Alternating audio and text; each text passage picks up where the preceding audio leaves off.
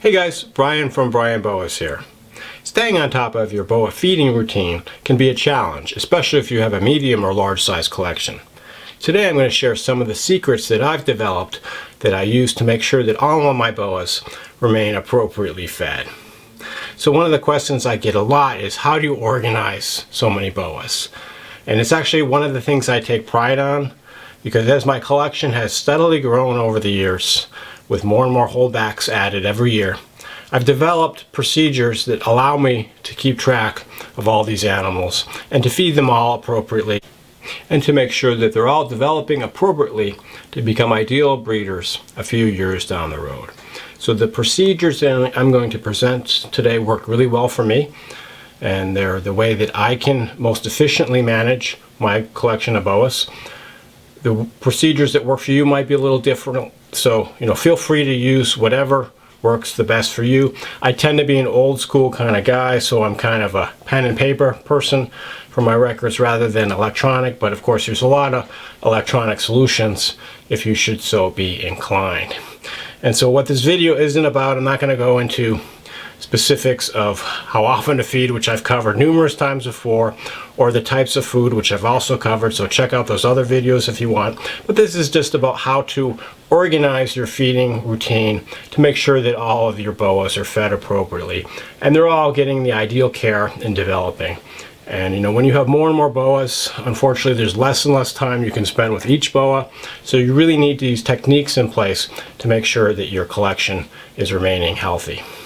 And so overall, I would say that most of my boas during the feeding season are fed about every 2 weeks. And by the feeding season, as you probably know, a lot of my boas don't eat for much of the year, not much of the year, but several times within the year for the breeding season. And typically my boas don't feed from about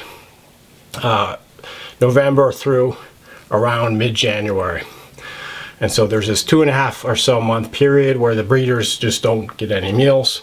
And then when they're in breeding trials, they're only eating about once a month from mid-January through to like April or May.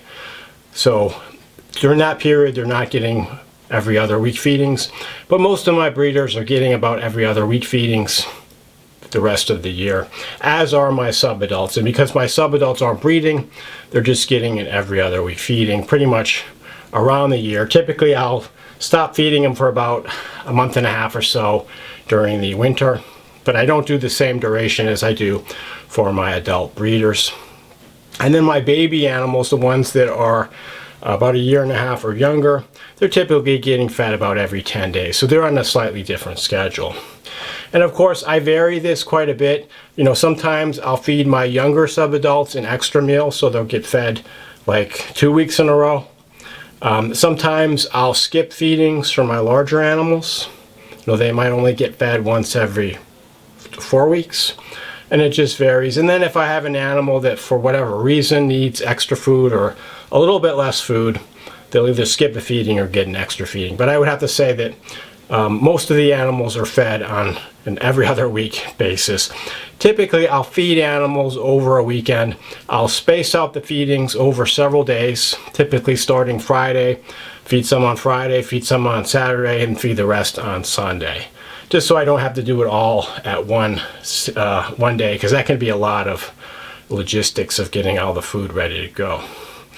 Also, to stay organized, I always feed by unit, and by unit I mean a set amount of cages, typically either a rack or a stack of cages. For example, these racks have 7 individual units, so I'll feed by 1 unit. And what I do the night before is I go and write down the number of rodents I'm going to need for the units I want to feed. And so for example, this unit of 7, I might have 4 animals that need a large rat and 3 that need a medium rat. So I just write down 4 large, 3 medium, and I go to the next one. And at the end, when I've gone through all of the units I'm going to feed the following day, I just add up the number of rodents per size, and that tells me what I need to get out of the freezer and thaw. When I'm thawing the rodents, I always just leave them overnight at room temperature. Typically, if I leave them out from the evening before. They'll be ready by the afternoon the next day to feed. I don't worry about soaking in hot water or microwaving. In fact, I don't recommend that because it can make the rodent get kind of nasty. But it's just leaving it overnight at room temperature is fine. In some cases, if I'm in a hurry, I'll put them on a heat pad and warm them up a bit, but typically it's just fine to put them at room temperature. The next day when I'm ready to feed, I just get my grabber tool and I just grab a rodent for each one, open up the enclosure, and then feed them. And boas, as you probably know, are super non-picky as far as eating, and that's one of the great things about them. I can actually feed a whole rack in under a minute, just one tub after the other. When I'm done feeding the animals, I'll go and I will write down on their record cards what they've eaten and any other notes. But it's typically the actual feeding itself is pretty quick. It's just the prep for the feeding and the organization that actually takes more time than that. As far as my feeding records, I'm pretty old school. I just use these simple 3x5 index cards. And when I first started with boas, I used to use a separate book, like a little notebook for each boa. And then, after my collection grew, I had dozens of these notebooks lying around, and I'd have to drag them around and write the records. And it was just too much of a pain. Plus, I would lose notebooks. But using these little cards is really simple and straightforward. And you can buy a package of 200 of these at the dollar store for $1.25 these days. So really inexpensive. You can fit about a year's worth of records on just one side of an index card, so they last quite a bit of time. And the way that I keep track of them is I use these little plastic pouches. These are vinyl pouches. They're 3x5 stick-on vinyl pouches that I get from Uline. And, excuse me, they have a sticky side. And you just stick them to the cage. And then the card just slides in like this. And it's real simple just to keep the records where they need to be. You can also, once you've filled up the card and the front and back, you can put another card, and you can fit probably at least 10 or 15 of these cards in here. So it's a long-term solution. I don't need anything more complicated. In addition to the feeding records, I write the shedding records, any medical records, any observations I want to put on there. Although I use my breeding notebooks to put more details about any breeding specific records that I have, rather than putting them on these cards. And I know that some of you guys probably have a much more high-tech solution. I would envision you could get little chips or little scans to put on the front of the tub, and you just scan them, and then you can if you feed it a large rat, you can just enter a button for large rat, something like that, keep track electronically. And that is great if you have that set up. For me, I find something like this is just more straightforward. But if you have another way that you use to keep your snakes records, I'd love to hear it, so please comment below. We've talked about how I feed the snakes, but now how do I maintain the food supply for the snakes? Well, if you've been following the channel, you know that I do not breed most of my rodents. The vast majority of my rodents, everything except for mice, I get from rodent suppliers. And there are a number of decent commercial rodent suppliers. I'm not going to endorse anyone by name. I actually use several of them. I think it's important to have several suppliers so you have a backup. In case one of your suppliers is out of a certain size rodent, you can go to the other one. And then also you want to check prices. Sometimes they have specials. It pays to stock up and save when these specials are going on. So if you have a boa or two, you can probably get away with just sticking the rodents in your commercial or your family freezer, or the refrigerator you use to store your own food. But if you have more than that, you're probably going to want to invest in a chest freezer specifically to hold your rodents. Because if your significant other goes to grab a Haagen-Dazs bar and grabs a medium rat instead, they're probably not going to be too happy.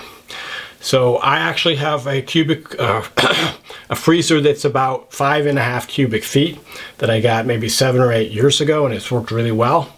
That particular freezer holds about a month worth of rodents for me, which costs about $800 or $900 in these days, in today's money with the prices of rodents these days. Actually, I wish now I had one that was a little bit bigger, maybe 8 or 9 cubic feet. Because it would be nice to be able to stockpile a few more rodents. I may actually get another smaller one though, because it'll be good to have two, because I figure Now that mine is 7 or 8 years old, it's probably going to die one day.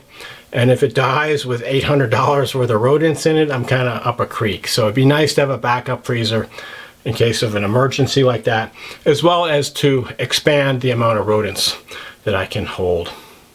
Right now, during most of the year, I have to order rodents about every 3 to 4 weeks, which is kind of a pain. And then I have to be tracking the shipments, and unpacking the rodents is always a chore that not my favorite thing to do. But it's just part of being a boa breeder. You need to maintain a constant supply of food. And I know rodents, I've talked about rodents a lot lately. The sizes seem to be getting smaller. A large rat is just not what it used to be.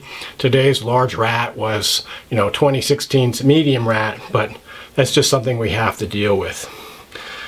So overall, as I mentioned, I get most of my rodents from commercial suppliers.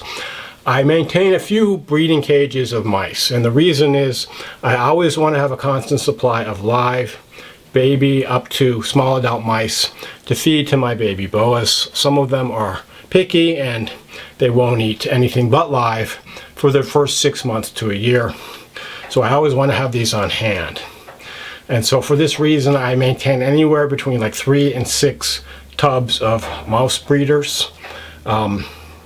I kind of build up the size of the colony as the boa breeding season and the boa birthing season approaches. So right now I'm currently building it back up, so I'll have plenty of feeder rodents in the next few months. I get some adults out of this as well, but most of them are fed to my animals as anywhere from a fuzzy up to like a hopper or small adult. Not many of them make it to adulthood, although I always hold back some every once in a while so I have a fresh colony, because the breeder mice really only produce at a high level for about 6 months or so. So your decision of whether or not to breed your own rodents or to order your rodents commercially will depend on your particular situation. I actually did a whole video on this. But even with the price that rodents are costing these days, for a lot of us, it doesn't make sense still to breed our own, because when you do the math, you might find that it's no cheaper to breed your own than to order commercially, with the amount of money that it costs for rodent breeding supplies and feed and things like that these days. In addition, breeding rodents takes a huge amount of time. Probably for every tub of rodents, you're going to spend like 4 or 5 times as much time as you would for a similar sized tub with a boa in it. You have to clean them up like at least every other day, if not every day. And they also create smells and a lot of waste to dispose of. And then they escape every once in a while, which, my wife is always thrilled when she sees a live mouse running around the snake room, but something that just happens every once in a while. So overall, for most of us, it probably doesn't make sense to breed our own rodents unless you have a lot of space and a lot of time, and you live in an area where it's cheap to buy rodent supplies. And that'll depend on your situation. So those are some considerations that you should make when thinking about how to maintain your boa collection and make sure that all your animals are properly fed. I'd love to hear any thoughts that you have or any opinions on any of the topics I talked about, so please write them below. As always, shoot me any questions or comments you might have. Thanks for watching, and enjoy your boas.